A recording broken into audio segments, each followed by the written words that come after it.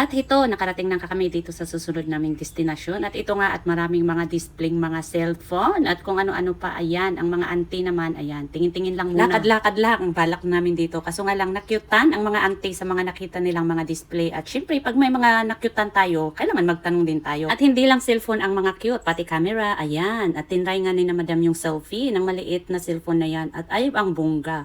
Kaya si Madam Pinky, tuwang-tuwa sa pink na nahanap niya. At yes, hindi lang cellphone ang mga paninda nila dito na may mga maliliit na ang cute. Tapos ito nga may nakita din kaming fan na ang liit niya tapos 'di ba? Pero maliit siya pero malakas yung hangin kaya tuwang-tuwa sila. At hindi lang 'yan ang maliliit at syempre ang available lang dito is Apple at saka Samsung na brand daw na mini. Tingnan mo naman, oh ayan, folded siya. i17 Pro daw to, oh. Social, 'di ba? Ayan, ito pa maliit na to pero may mas maliit pa dito. Ayan, yung isa na pink. Kaso nga lang sa video medyo malaking tingnan pero mas maliit pa yan. At syempre sa tuwa ng mga auntie hindi naman sa kamahalan kaya bumili na lang sila. Pero syempre hindi sa kanila yan para sa mga mahal nila sa buhay. Kasi isa sa amin ang uuwi sa Pilipinas ngayong linggo. At syempre padala is the key, alam na this. At ito nga may nabili din silang maliit na camera at nilalagay na nila ang memory. At ito nga sinampulan na nila ang hawak mo ang beat. Hawak mo ang beat.